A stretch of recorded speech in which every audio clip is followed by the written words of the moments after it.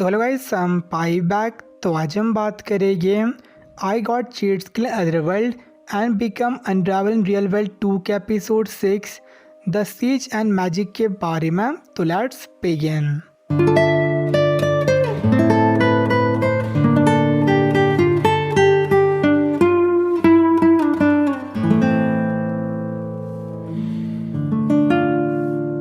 तो last episode में Yu और नाइट को सेज की बॉडी मिलती है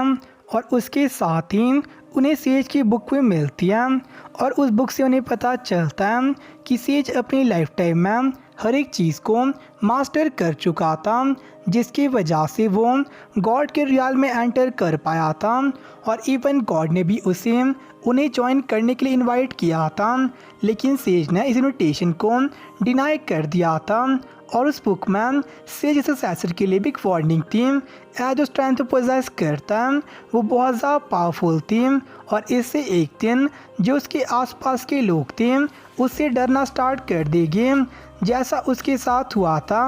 और नहीं चाहता वो इस असैसिन के साथ भी सेम ही चीज़ हो, बट ये समझ नहीं आ रहा था उसे क्या चीज़ करनी चाहिए कि उसके आसपास के लोग उससे ना डरें। और ये सुन के सेज उस बुक के ज़रिए उसे रिप्लाई देता है और वो उसे बताता है कि उसे ह्यूमन रिलेशन बिल्ड करनी पड़ेगी ताकि वो दूसरों पर ट्रस्ट कर सके। और वो आपस में बातें कर रही थी तो सेज उसे एडवाइस करता कि चीज़ों को रश ना करें, बल्कि फ्रेंड्स को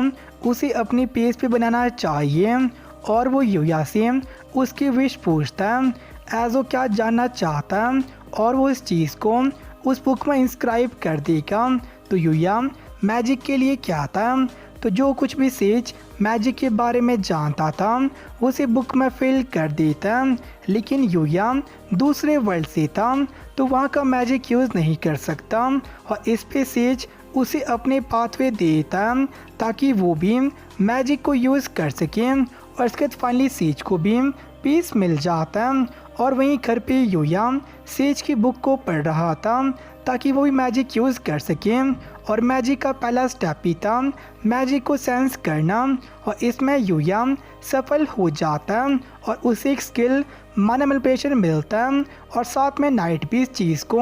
आराम से कर देता है। और दूसरा स्टेप था मैजिक गैदर करके उस मैजिक के बारे में सोचना जो इन्वोक करना चाहती थी। और इन स्टेप्स को फॉलो करके यू एंड नाइट दोनों ही मैजिक यूज़ कर पा रही थी, बट उनका मैजिक बहुत ज़्यादा पावरफुल था। और वहीं अर्सिला किंगडम में ओवन किंग को रिपोर्ट कर रहा था कि जिस आदमी ने लक्ष्य की जान बचाई थी वो उससे मिल गई थी, बट वो गलती से क्या देता है कि लक्ष्य ने उस आदमी को शादी के लिए भी प्रपोज कर दिया था, जिस पे किंग यानी लक्ष्य के फादर बहुत ज़्यादा गुस्सा हो जाते हैं। और दूसरी ओर रियल वर्ल्ड में यूया अभी भी सेज की बातों को सोच रहा था। सेज ने उसे बताया था कि जो मैजिक के बारे में जानता है वो उसकी खुद की रिसर्च थी और जो पूरी चीज़ें थी ये दूसरे वर्ल्ड के लिए भी अनयूजुअल थी। और उसे एडवाइस करता है कि उसे केयरफुली कंसिडर करना चाहिए उसने जो भी सीखा है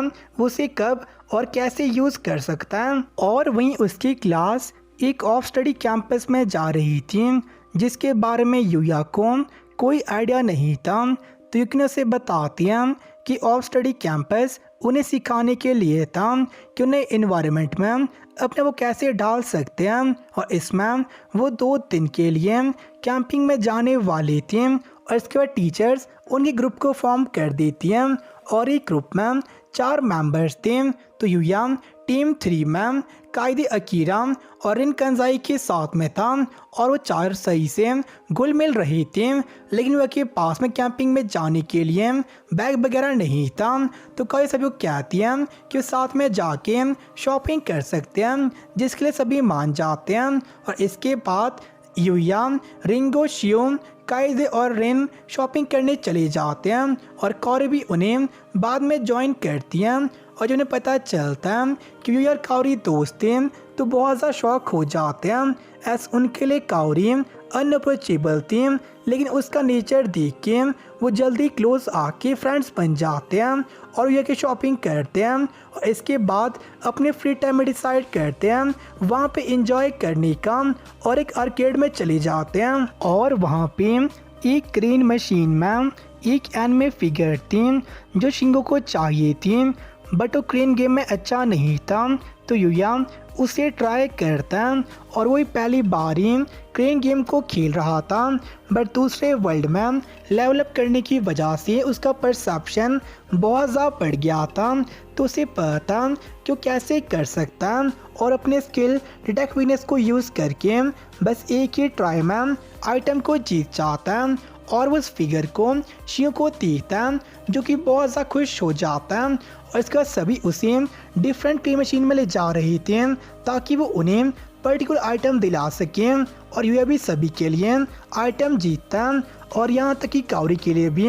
एक टॉक बैच को जीत जाता है और वो बहुत ज़्यादा खुश था एस उसकी वजह से उसके फ्रेंड्स भी बहुत ज़्यादा खुश थे और इसके बाद जो लड़कियाँ थी वो अपनी शॉपिंग करने के लिए अलग निकल जाती हैं और बॉयज़ एक कैफ़े जाते हैं अपना टाइम एंजॉय करने के लिए, लेकिन तभी वहाँ पे अनाउंसमेंट होती है कि शॉर्ट सर्किट की वजह से मॉल में आग लग गई थी और स्टाफ सभी को वैकेट कर रही थी, बट ट्रेन कायदे और काउरी अब भी अपर फ्लोर में फंसी थी और वो तीनों उनकी मदद करना चाहती थी, बट स्टाफ उन्हें ऊपर जाने से रोक रहा था। पर फिर भी युवा किस तरह से ऊपर निकल जाता है, लेकिन स्टाफ रियो और शिंगो को बाहर निकाल देते हैं और जब युवा ऊपर पहुंचता है वहाँ पे आग चारों ओर फैल गई थी तो युया मैजिक यूज़ करके अपने आप को वाटर सराउंड कर देता है और आग में कूद जाता है और वहाँ पे देखता है कि तीनों लड़कियाँ बिल्कुल ठीक थी बट अनकॉन्शियस हो गई थी और उनके अलावा वहाँ पे कोई भी नहीं था तो उन तीनों कैरी करके वहाँ से चलने लग जाता है, बट आग की वजह से सभी एग्जिट ब्लॉक हो गई थी और इसी बीच जो काउरी का डॉग बैठता वो वहाँ पे गिर जाता है और अब युवा के पास में कोई ऑप्शन नहीं थी तो युया एक फ्लोर को तोड़ के ग्राउंड फ्लोर पे पहुंचता है और जब सब उनको वहाँ पे देखते हैं वो बिल्कुल फाइन तो सभी शॉक हो जाते हैं और युया ने सबको सेफली बचा लिया था बट वो किसी को भी एक्सप्लेन नहीं कर सकता उसने चीज़ कैसे की थी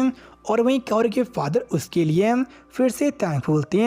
एज युवा ने काउरी को फिर से बचा दिया था और वो काउरी को उसका डॉग बैच पे लौटा देता और वहाँ पे लास्ट में सब कुछ ठीक हो गया था और जब युया काउरी उसकी फात को देखता है तो समझ आ जाता है कि एक फैमिली कैसे एक्ट करती है और अब उसके पास एक फैमिली थी जो कि नाइट था और किड्स के बाद में हम दूसरे वर्ल्ड में एक लड़की जिसके पास डिवाइन आर्शा की पावर थी और एक रैबिट जो कि डायरेक्टिव ऑफ किक्स को देखते हैं और वो लड़की उस रैबिट को अटैक कर रही थी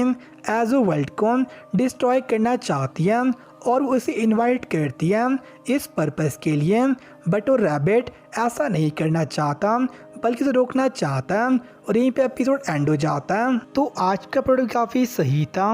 एज हम सेज के बारे में बहुत कुछ जानते हैं और सेज युया को अपने पाथवेज देता है ताकि युया मैजिक यूज़ कर सके और साथ में वही युया को मैजिक नॉलेज देता है जिससे युया मैजिक यूज़ कर सकता है और इसी की वजह से वो तीन लड़कियों को बचा पाता है और लास्ट में हम एक लड़की को देखते हैं जो वर्ल्ड को डिस्ट्रॉय करना चाहती है और उस रैबिट को भी इसके लिए इनवाइट करती है और वैसा क्यों करना चाहती है ये भी बिल्कुल क्लियर नहीं है और साथ में रैबिट कौन है ये नेक्स्ट में पता चलेगा as the most probably USA मिलेगा तो आपसे उसी में मिलते हैं तब के लिए बाय सनरा। फील करो खुद को उड़ने लगा मैं आसमान में।